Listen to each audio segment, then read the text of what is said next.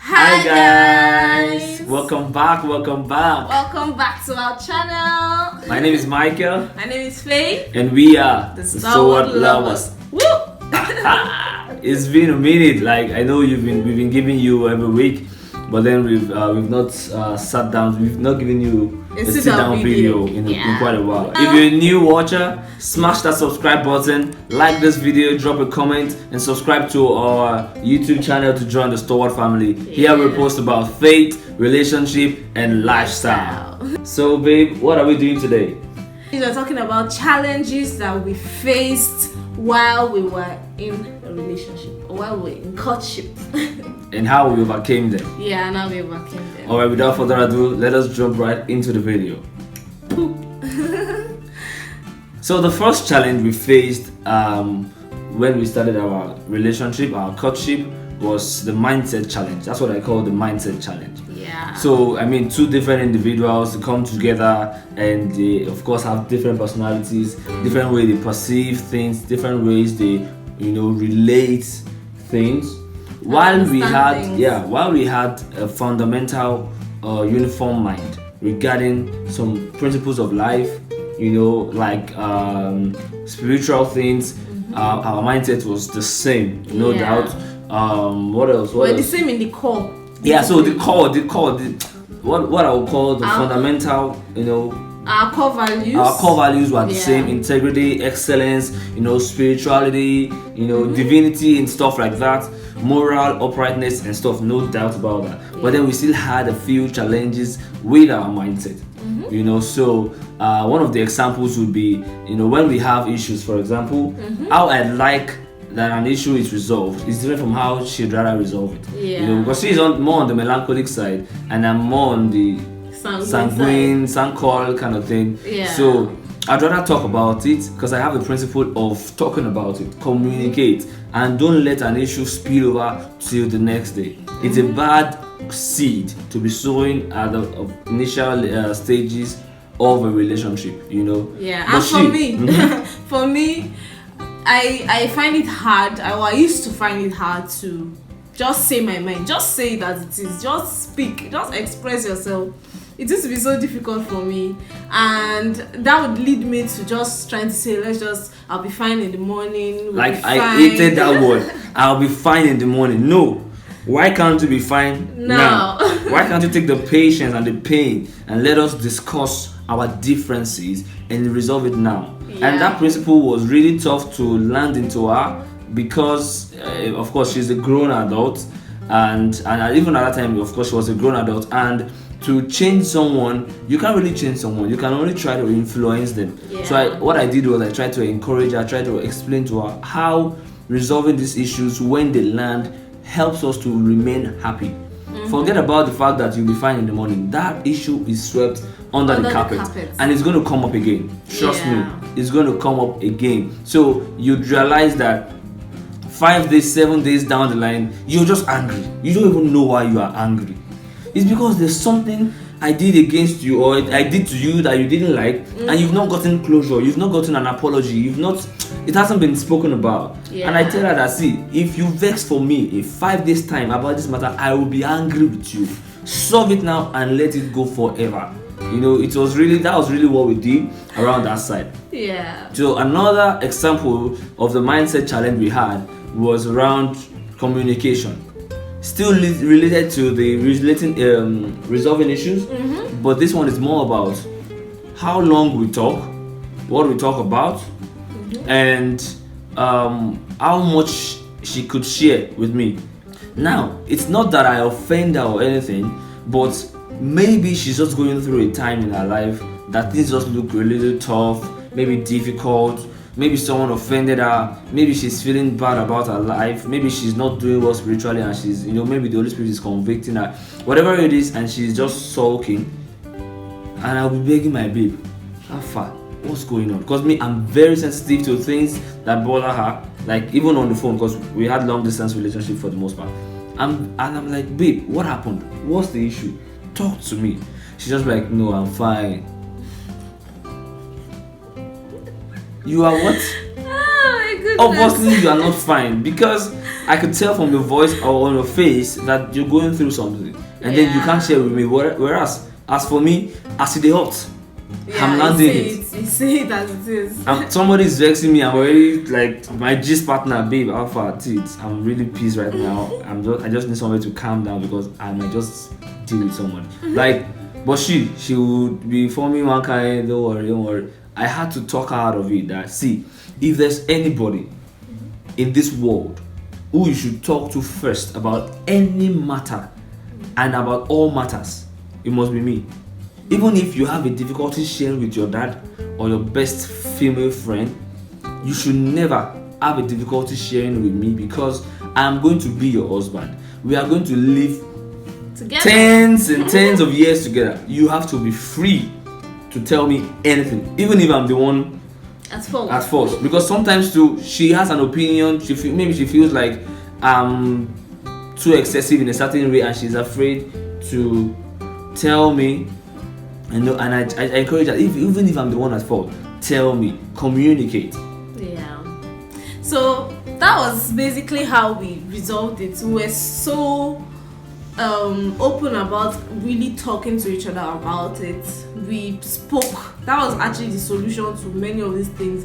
Talking, being patient enough to stay on an issue. Like for me, that I would rather sweep things under the carpet. I had to learn that patience to sit down, discuss it, finish it, and even in that same after that same conversation, after that same maybe issue or fight, we would still be all lovey-dovey and laughing and smiling by the end of the conversation, even if it takes us 2 hours to finish. Yeah, even if it takes 2 hours of explanation and understanding and okay, how did you feel? Oh, that was not what I meant, and blah blah blah.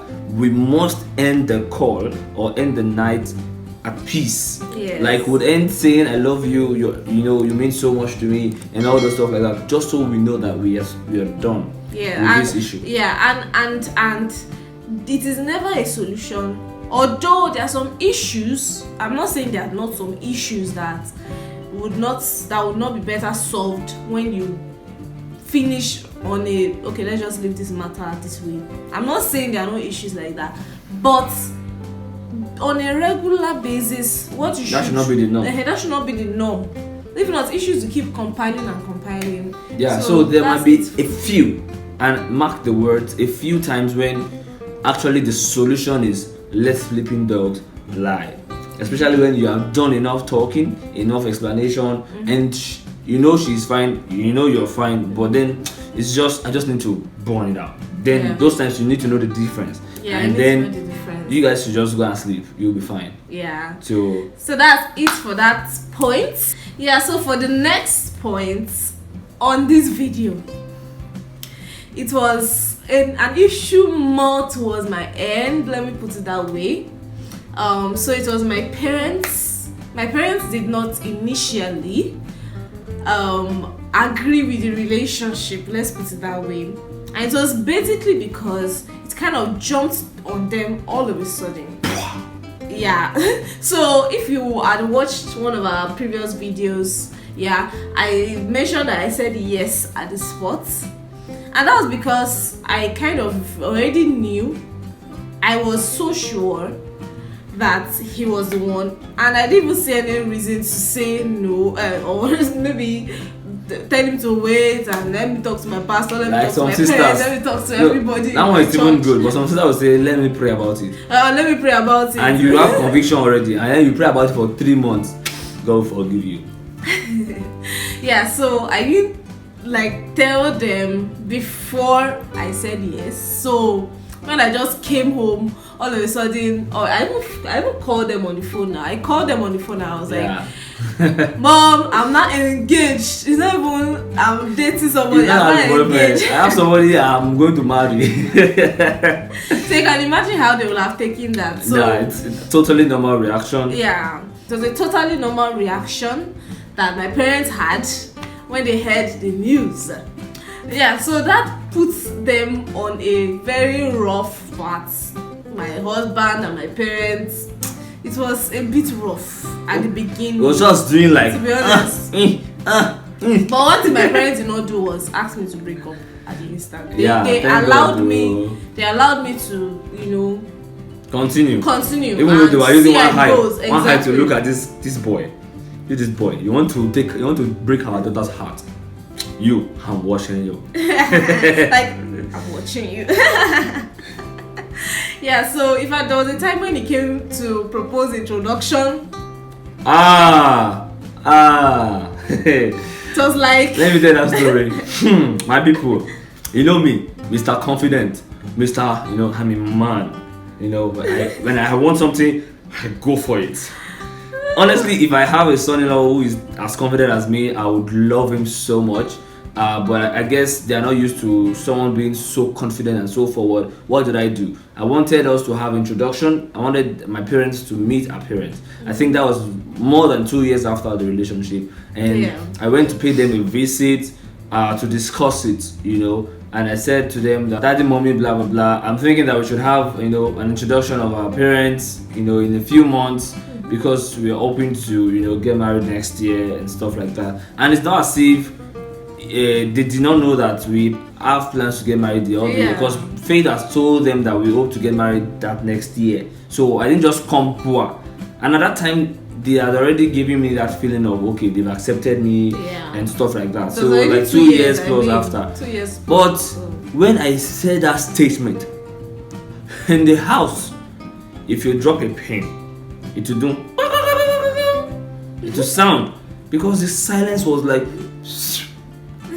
for like 10 seconds. Everybody was not shocked.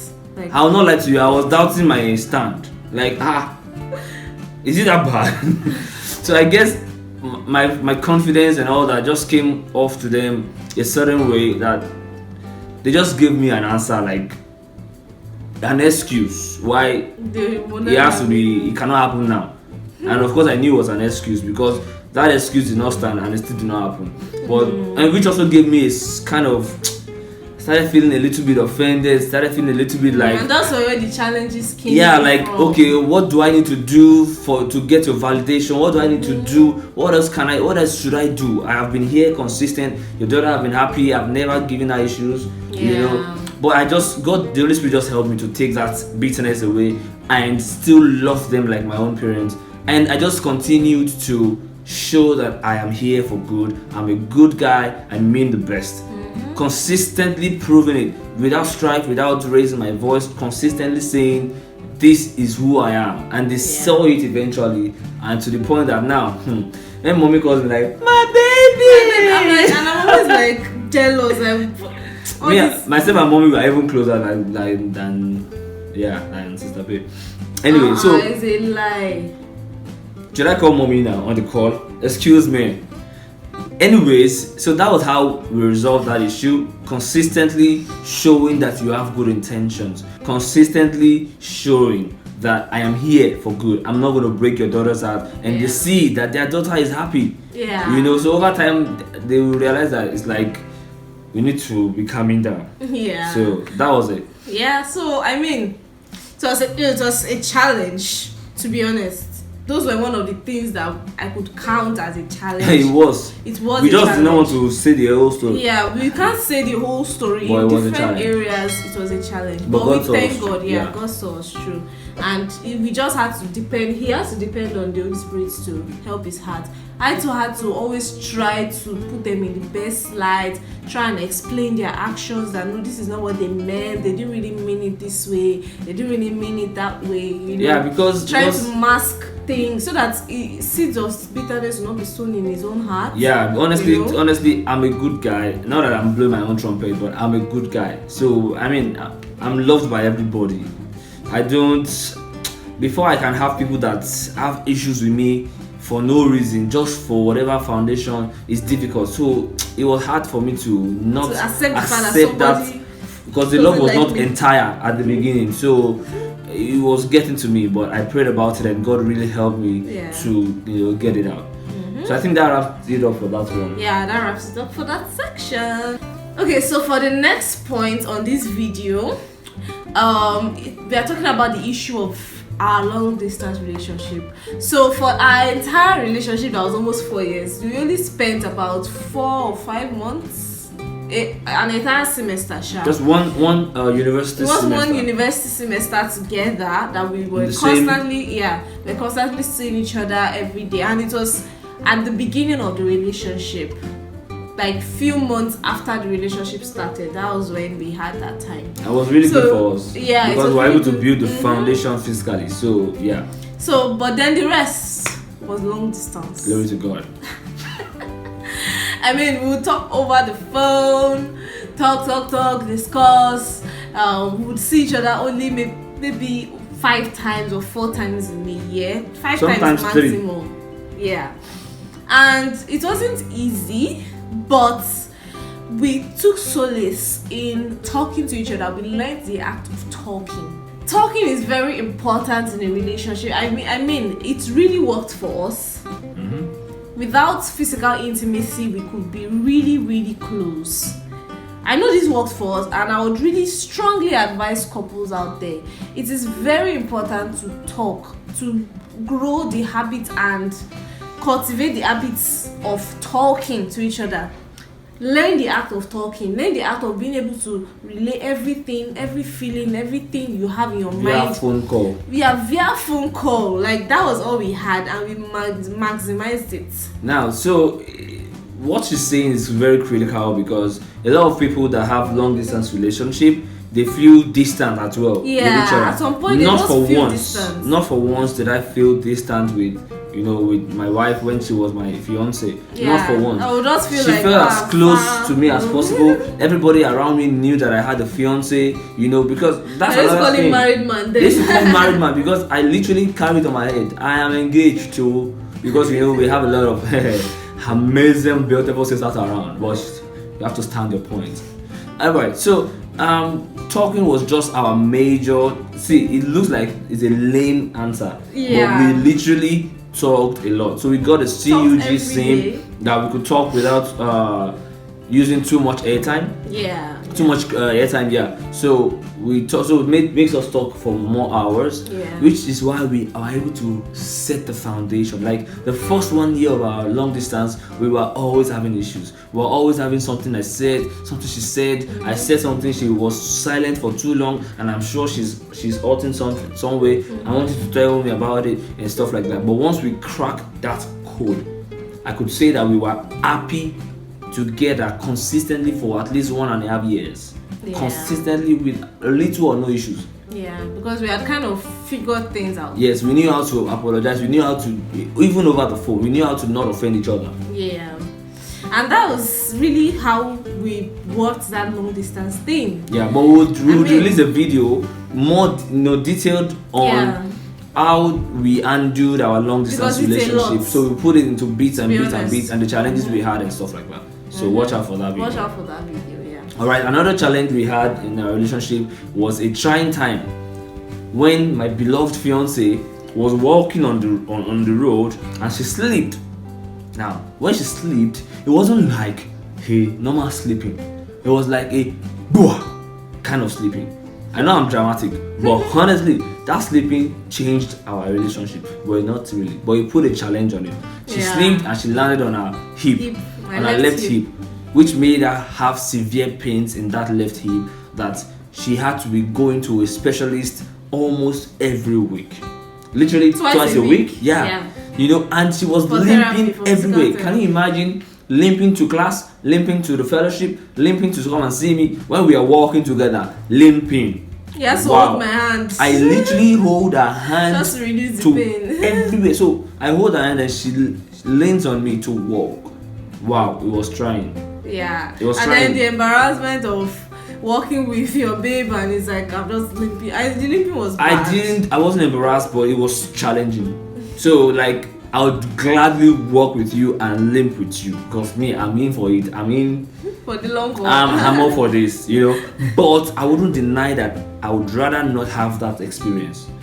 So and to be honest, how we overcame that, God healed me. Yes, we prayed. We just kept praying. And by the hand of God, she got healed. I was so glad. They were like, relief. Because from my house to a junction, like it's inside the university. Like people will be driving and walking past and see her limping, and I'm holding her every time.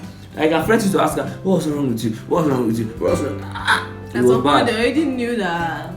It was bad. But I always told her that this too shall pass. Yeah. I always told her whenever it gets to her and she feels like crying, I'm like, babe, you are not going to limp like this forever. It's not possible under God. I used to, if my thoughts used to go wild. Like, she used to be like, is this it? Because of the weight of the leg, of the I just, oh my God.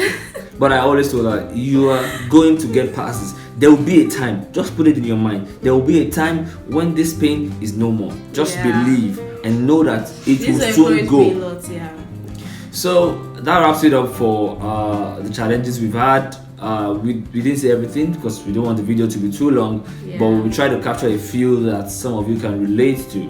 So if you enjoyed watching this video as much as we enjoyed making it, smash that subscribe button down below, like this video, comment and share with your loved ones. So turn on your notification button so that you get notified every time we upload a new video. Yes, and we need to say thank you to all our subscribers. We've come a long way. Thank you. We are like 440 something right now as at the time of shooting this video. And we've had a lot of nice people, sharing our videos. People that I do not even have in my contact list, they tell me that they see our videos, and definitely means that some of you are sharing them, and we are so grateful. God bless you. Thank you so much. Thank you to all our new subscribers as well. Thank you for subscribing to our channel. Thank you for believing in us. yes. Thank you so much. Thank you. So till we come your way again, keep loving and keep believing. We are the Stalwart lovers. Peace.